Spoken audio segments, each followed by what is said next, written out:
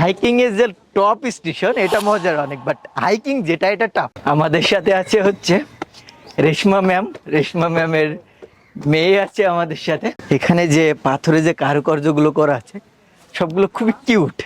আমার ব্যাক সাইডে দেখতে পাচ্ছেন, মাশাআল্লাহ, আস্তাগফিরুল্লাহ। Wait, and on back, 60 cent. No, no, give me plastic or like something. Do you have? Malaysia no have plastic. You don't have free plastic. Malaysia don't have plastic. But other shop they have it. But you can pay plastic. But No, this no, shop no. cannot, no have plastic. Only have bag. So how much this one? 60 cent. 60 cent. Yes. Okay, give me one. Penang হিলে এটা আমাদের দ্বিতীয় দিন। আমার সাথে আছে আমার শ্রদ্ধেয় শিক্ষক। আমরা দেখতে যাব Penang hill, Armenian street, Kek Lok Si temple. So এই কয়টা জায়গায় যাব। আমরা যাত্রা শুরু করেছি র্যাপিড পেনাং বাসে, যেটা হচ্ছে পেনাংয়ের এন্টার সিটি বাস আর কি। এটি হচ্ছে পেনাংয়ের সেই বিখ্যাত আর্মেনিয়াম স্টেট, যেটা হচ্ছে ফটো সেশন জুন চলে। যদি কেউ পেনাং ট্যুরে আসে আর আর্মেনিয়াম স্টেট যদি ভ্রমণ না করে, তাহলে মনে হয় যেন তার সম্পূর্ণ ভ্রমণটাই অনেকটা মিস।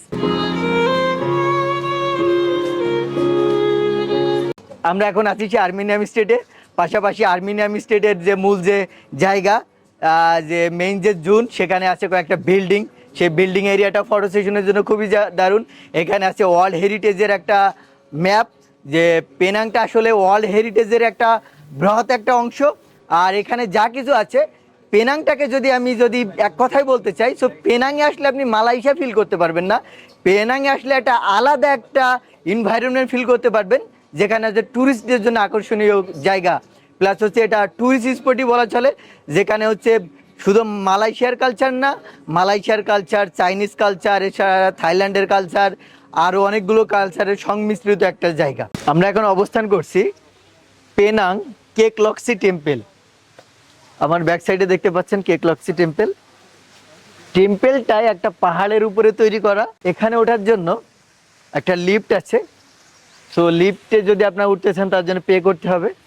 এই সাইডে হাইকিং করে ওঠার একটা ওয়ে আছে। এই যে এখানে দেখতে পাচ্ছেন, এখানে প্রচুর পরিমাণে কাসিম আছে। এটা হচ্ছে আমাদের দেশে যে প্রকারের কাসিম দেখি, এখানকার কাসিমটার প্রজাতি কিছুটা ভিন্ন মনে হচ্ছে আমার কাছে।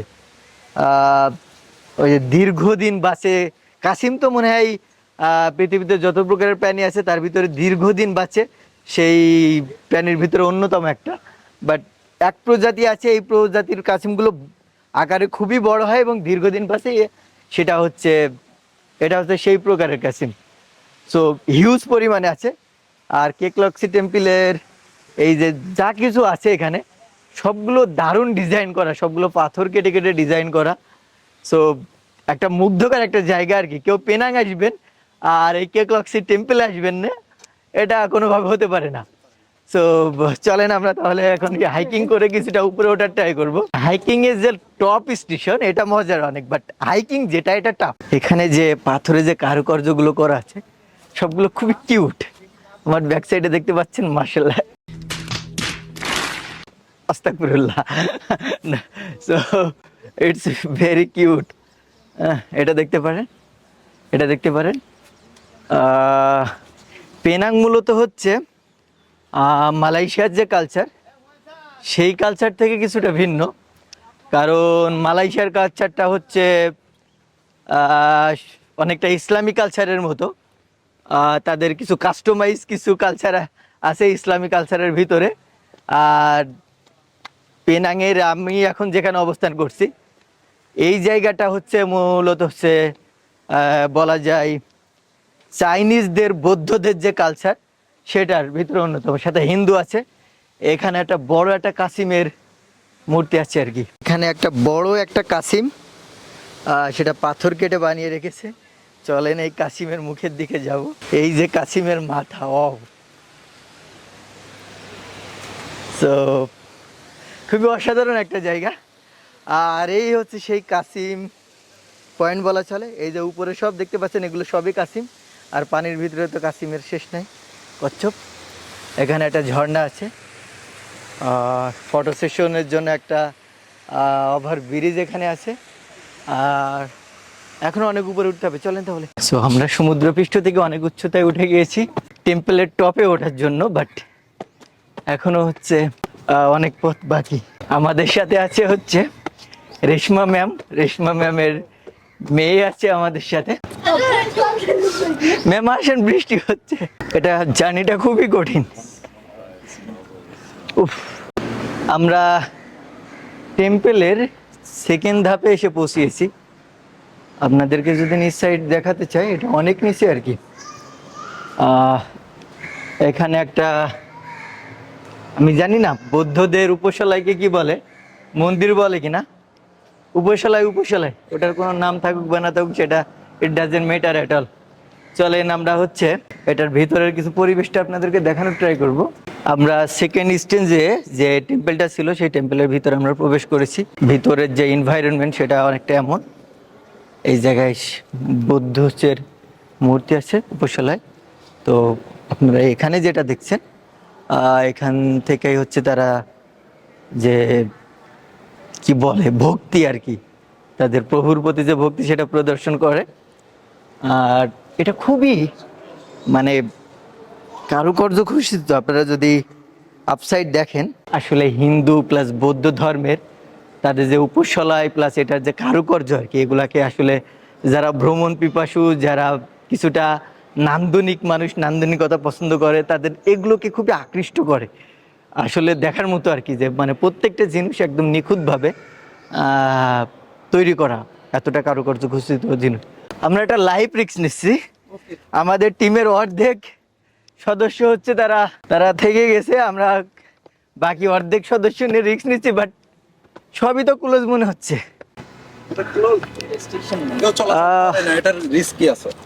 মানে এই টেম্পলটা হচ্ছে এত উঁচু যে এখানে ওইভাবে হাইকিং করে ওঠাও খুবই কঠিন। তো অধিকাংশ পথ দেখছি হচ্ছে ক্লোজ করে দিয়েছে। মনে হচ্ছে আমাদের আর উপরে যাওয়া হবে না। ও, কাটা ঢুকিয়ে গেছে পায়ের ভিতরে। এই যে এই সাইডে এটা হচ্ছে লক করা, তো আমরা যেতে পারবো না, এখন নামা আরো কঠিন। আমরা কেকলক্সি টেম্পলের টপে যেতে ব্যর্থ হয়েছি, প্রচুর রেস্ট্রিকশন ছিল।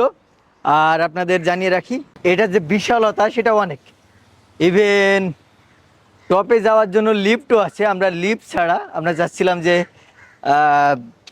কোনোভাবে আমরা হাইকিং করতে করতে যেতে পারি কিনা, বাট সেটা পসিবল হয় নাই। আর হাইকিং করে যদি যেতেও পারতাম তাহলে হয়তো বা নামতে পারতাম না, কারণ যতটুকু উঠছিলাম সেটা নামতে খুবই কঠিন হয়ে গেছে। সো এখন আমরা রওনা দিব পেনাং হিলের উদ্দেশ্যে। সো চলেন পেনাং হিলে যাই। আমরা পেনাং হিলের ট্যুরটা ক্যান্সেল করে আমরা সেটা নিয়েছি হচ্ছে পেনাংয়ের বিখ্যাত বাতু ফিরিঙ্গি যে বিচ আছে, সেই বিচে। তো সমুদ্র, বিচ, পাহাড়, ঝর্ণা, এগুলো আসলে মনকে ফ্রেশ করার জন্য এনাফ। সো আমরা এখানে আমাদের পেনাং ট্যুরের সবচেয়ে ক্রুশিয়াল মোমেন্টটা এখানে কাটাচ্ছি। সবচেয়ে আনন্দদায়ক যে মোমেন্ট সেটা আমরা এখানে কাটাচ্ছি। তো আপনারা বিচে দেখতে পাচ্ছেন চারিদিকে প্রচুর মানুষ। বিচে চলার যে মানে ফিলিংসটা আর কি, এটা মুখে প্রকাশ করার মতো না। এটা হচ্ছে সেখানে না গেলে আসলে ফিল করার যায় না। সো এখন বাতু ফিরিঙ্গা বিচে যে বিষয়গুলো দেখলাম আর কি, সেটা হচ্ছে আপনাদের সাথে কিছুটা শেয়ার করা যায়। আমি ইতিপূর্বে পাঙ্কোর আইল্যান্ডে গিয়েছি। সেখানে এত পরিমাণে মানুষের গ্যাদারিং সেখানে ছিল না। খুবই ন্যাচারাল একটা বিচ ছিল সেখানে, খুবই কম মানুষ যায়। তাছাড়া সর্ববৃহৎ যে হচ্ছে সি বিচ, সেখানে গিয়েছি লাঙ্কাওয়েতে। তো লাঙ্কাওয়ে ওয়ান্ডারফুল, মানে লাঙ্কাওয়ে বিচের সাথে কোনো বিচের কোনোভাবে কম্পেয়ার করা যায় না। সো এখানে আপনাদের যদি এই যে পানি যেটা আসছে আর কি, সো এই পানিটা হচ্ছে ক্লিন না, এটা ক্লিয়ার ওয়াটার না, এটা হচ্ছে মনে হচ্ছে ডার্টি ওয়াটার।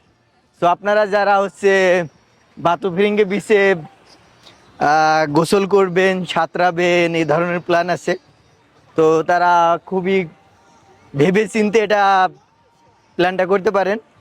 আর এছাড়া এখানে বিচের যে দৈর্ঘ্যটা, এখান থেকে আমি যদি শুরু করে এদিকে দেখাই আপনাকে, তো বিচের দৈর্ঘ্যটাও বেশি না।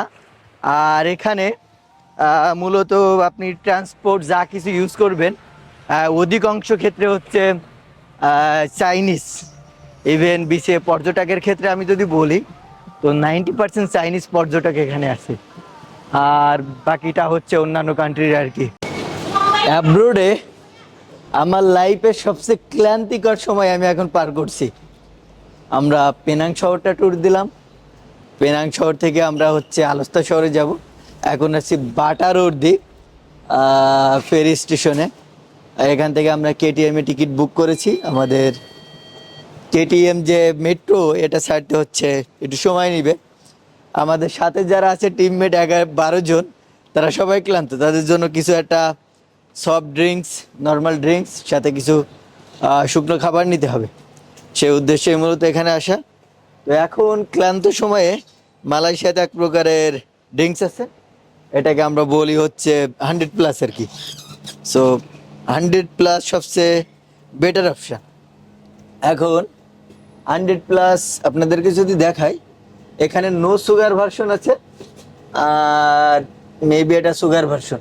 আমি হচ্ছে এনার্জি ড্রিঙ্কস নিয়েছি, 2টা বড় এনার্জি ড্রিঙ্কস। সাথে নিয়েছি এটা এক প্রকারের কেক, মালয়েশিয়াতে পাওয়া যায়। এর ভিতরে কোকোনাট ফ্লেভারের ক্রিম আছে আর কি, যেটা আসলে দারুণ লাগে খাইতে। এটা নিয়েছি। এখন অন টাইম কাপের অনুসন্ধানে আছি। আমি আছি 7-Eleven। সো 7-Eleven হচ্ছে এটা হচ্ছে একটা ব্র্যান্ড, আমার জানা মতে এটা একটা জার্মানির ব্র্যান্ড, যেটা হচ্ছে 24 আওয়ার অলওয়েজ ওপেন থাকে। ও টাচ অ্যান্ড গো। মালয়েশিয়াতে খুবই অনলাইন ব্যাংকিং এর সুবিধাটা খুবই দারুণ। 60 cent. Wait and on back. 60 cent. No no, give me plastic or like something. Do you have? Malaysia no have plastic. You don't have free plastic, Malaysia no don't have plastic. But other shop they have it. But you can pay plastic. But No, this no, shop no. cannot, no have plastic. Only have bag. So how much this on? 60 cent. 60 cent. Yes. Okay, give me one. So এখানে আমরা মূলত যে super শপগুলোতে হচ্ছে market করি, সেখানে plastic bag আছে ফ্রিতে। এখানে প্লাস্টিক ব্যাগ নাই, এটা হচ্ছে পে করা লাগছে এটার জন্য। কিছু নাস্তা কিনলাম আর কি, ড্রিঙ্কস আর কোকোনাট ব্রেড, এগুলা নিয়ে এখন যাব আর কি গেস্টদের সাথে দেখা করতে। আসলে এতটা টায়ার্ড লাইফে কখনো হই নাই। আর আমরা সাধারণত যে ট্রাভেলগুলো করি 2 থেকে 3 দিনের ট্রাভেল, সো এটা রিল্যাক্সে আমরা উইদাউট টায়ার্ডনেস আমরা ওটা কাভার করতে পারি। বাট এটা আমার এক্সাম উইক শেষে, দেন তারপর ট্রাভেল উইক। আমি ট্রাভেলার হিসেবে ঘুরছি না, আমি হচ্ছে ট্রাভেলার গাইডেন্স হিসেবে ঘুরছি। তো তার মানে আমার এখানে প্রেশার আরও বেশি। তো সব মিলিয়ে চলছে। এটা হচ্ছে ফেরি স্টেশনের আউট ভিউ বলা চলে। এখান থেকে একটার সাথে ফেরি হচ্ছে কেটিএম এর সাথে লিঙ্ক আপ। মালয়েশিয়াটা এমনই আর কি, আপনি কোনো একটা জায়গায় গেলে ওই জায়গা থেকে যতগুলো সিটি আছে সেই সিটিগুলোতে ট্রান্সপোর্টগুলো সব হচ্ছে ইন্টারকানেক্টেড, লিঙ্ক আপ। সো এটা খুবই ইজি আর কি, যে আপনি একটা স্টেশনে গেলে যদি সব জায়গায় হেল্প সেন্টারও আছে, হেল্প সেন্টারে আপনি কথা বললে ইজিলি এক জায়গা থেকে আরেক জায়গায় চলে যেতে পারবেন। এটা খুবই ইজি একটা ওয়ে। আপনার র্যাপিড পেনাং, গ্রাব সব কিছু এই ট্রান্সপোর্টগুলো ইউজ করে হচ্ছে আমরা পেনাং যে শহরটা আছে, জর্জটাউনের যে মূল এরিয়াটা সম্পূর্ণটা এক্সপ্লোর করার ট্রাই করছি।